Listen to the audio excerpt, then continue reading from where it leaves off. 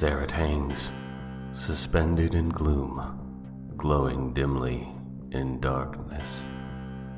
A beacon there to inform us that there is always a way out. But don't go just yet. We have such wonderful things to show you. This is the Exit Light Podcast. Greetings, listener. Welcome back. Apologies for missing the July window. Recording an episode for this with the symphony of hammers, saws, and occasional shouting just outside my walls was untenable, unlistenable, and frankly quite distracting. I do have an announcement if you will indulge me for a second. A new anthology is available by Horrific Publishing. That's Horrific Publishing. One of the stories I had the honor of contributing is one of many for this entry's theme, Mad Science. So if you'd like another book for your collection, pick up Horrific Tales Volume 5, Mad Science. And while you're at it, get the other ones too. Why not? Okay, time for the story. We meet a group of street artists that call themselves the Ghostbusters.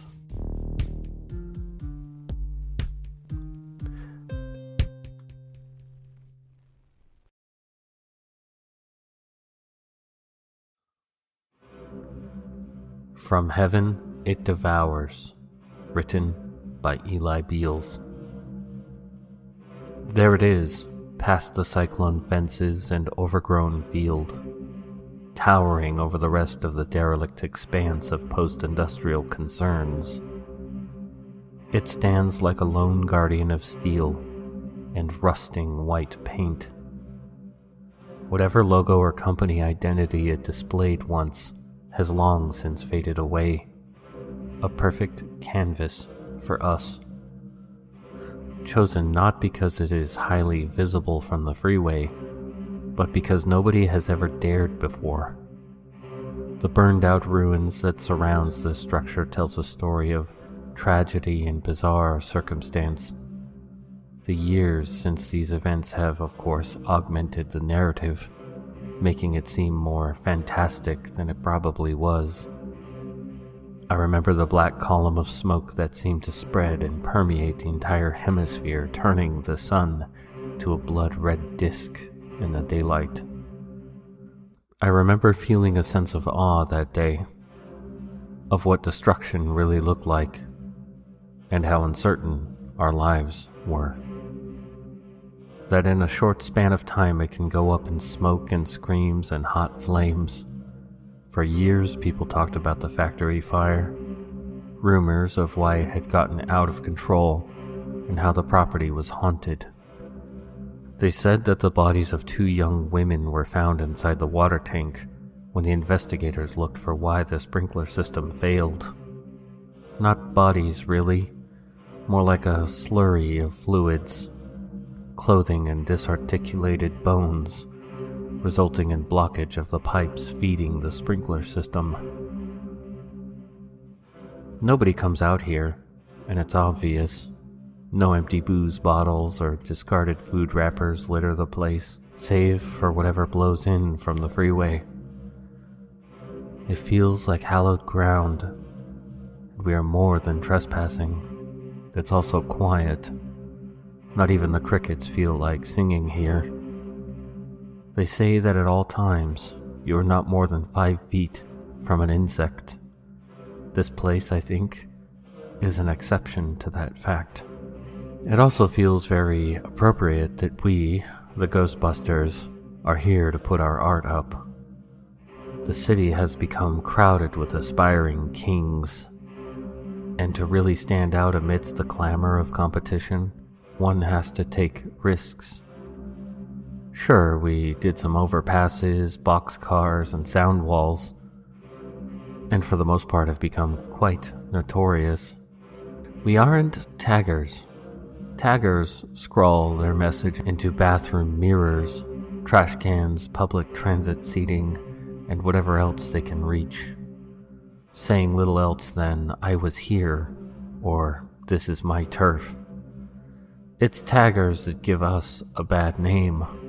We like to think we improve the aesthetics of otherwise boring spaces, imparting a flavor of our culture into the city, part of the ever-churning stew of life as we see it, to claim the short attention spans for long enough to make them wonder why it's okay to clutter our minds with advertisements for soda and quarter-pounders instead of simple human ideation. The street artist's highest goal is to achieve what is called the heaven piece, usually a hard-to-reach or particularly dangerous spot to display one's work. One of our mottos is, "You don't get to heaven if you don't spray." Maybe some actual prayer is involved too. I don't really do it, but it gets pretty hectic sometimes. Sure, we've had our run-ins with the cops, had our gear confiscated and even shot at. But that comes with the territory. Generally speaking, street art is not a welcome thing. But once it's there in its temporary glory, it challenges the conventional, the power structures that do little but tell us what to buy and what to think. It is freedom. It is resistance. As for the reward, well, I guess that depends on what one considers is worth their efforts. For us, in this moment, it is a challenge presented, a dare that each of our solemn faces now regret uttering. The three of us decide unanimously to proceed and ascend. Armed with rollers, spray cans, and fat chisel-tip paint pens, we scale the ladder leading up. The metal groans in response to the unaccustomed weight, but it feels solid. Slimer is up first, laying down part one of his piece. Usually it's a big splat of translucent green slime that he positions opposite of where the gluttonous green figure would be emerging, mouth full of junk food, gated by that gleeful peg-tooth smile. Appreciators of Slimer's work often find it amusing to see that splat, then make it a game to seek out where the other part is. I think he was a genius. Zool begins to mix her wheat paste, which will cement the huge printed stencil image of a demon dog, imposing and fiercely stating, "There is only Zool," in large block letters. She can cover a 15-foot by 30-foot space in under 8 minutes. What used to be a billboard selling real estate or injury law services becomes transformed and repurposed into a bold statement that says, "Choose your destroyer." Her subversions are imperious commands, huge glowering figures that attempt to shake their viewers out of their comfortable honeycombs. I begin my part in the triptych, a 360-degree mural bearing each of us. My part is the iconic ghost trapped in the red null sign. Sometimes I give the vague appearance of a seedy politician or corpulent greedmonger posing as a businessman. I usually sign my work with Ecto, because I ain't afraid of no ghost. At least I tell myself this as my teeth chatter, though it isn't cold. It's a tremulous, nervous energy that causes the metal ball to clatter around in the paint can I'm holding. I work it out of my system by giving it a good shake. That sultry, dull rattle calms me, allows me to focus. I get to work. The air becomes thick with the smell of aerosol, and I am lost in it, yet still alert for the unmistakable sound of approaching authority. Painting, like any activity, can really pull me away from the world, to where I exist only in this space and nowhere else. Not the sound of drunken shouts through paper-thin walls, or the constant wail of sirens or crying infants. Just me and the lines, the colors, and the story. It's a safe bet that no cops will be crashing our party, but I sense something is off. Something is happening on Slimer's side of the water tower. A shrill keening, as if 100 tiny fingernails are scraping across a vast chalkboard, sets my spine rippling, as if some score to a horror movie has just begun to swell. I hear Slimer breathing in hitching, spastic gasps as I take a step. A bad step. The metal sags as my weight presses down on the grating and I edge back. Calling out to him, I get no reply, just this asthmatic bellows, and that screeching pitches higher that makes my eyes water. The tower shudders in this horrible resonance. The vibrations peel through my bones, and I realize I am screaming, only because my throat feels so ragged. I turn to see Zool, her dark eyes impossibly wide, and she's pointing behind me. Clinging to the railing, I urge myself around further. The tower jitters and jives. Rivets plink out bleeding, brackish, rust-colored liquid as the massive tank warps and bends. And then I see it. A faint, luminous bulk extruding itself from the white mass of the water tank struggling against its metal backdrop. In the glow of this impossible thing, I see Slimer, huddled against the railing, eyes clamped shut. I try to get his attention, try to get him to move, but he doesn't budge, either because he can't hear me over this awful noise, or my foot plunges into open air as a chunk of the scaffold falls away, and I watch it tumble 40 feet to the ground. It's suddenly quiet as I retract my sneaker onto a more solid purchase. My voice wavers through the void as I inch closer, struggling against the compulsion to just fling myself off into the night.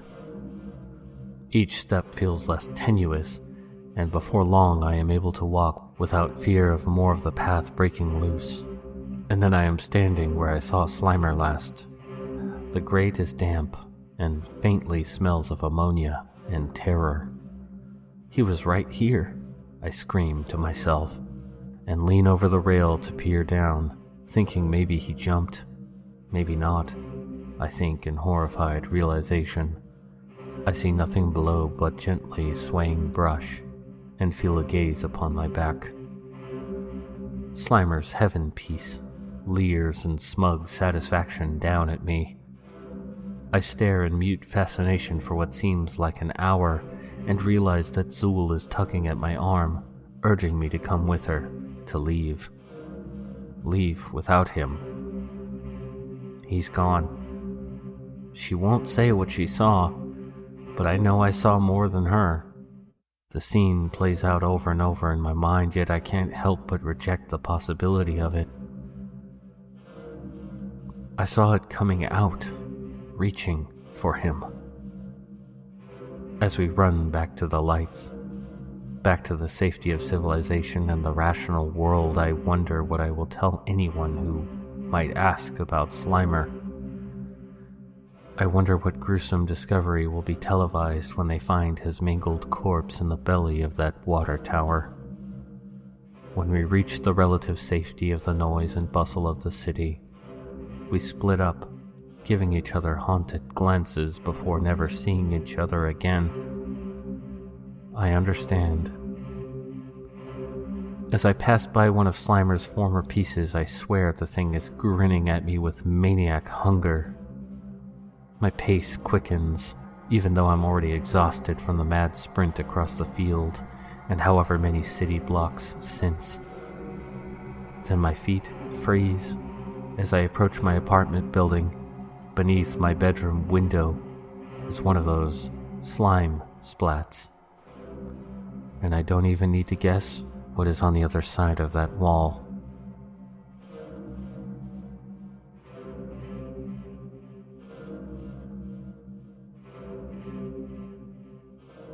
This story was inspired by my lifelong fascination with street art, from Shepard Fairey to Banksy, to the lesser-known street artists such as Neckface and Os Gemios. I couldn't get enough. What audacity! What pure courage to defy the inherent dangers of it. The risk was high, but the reward as well, immortality. Until next time, listener, good night.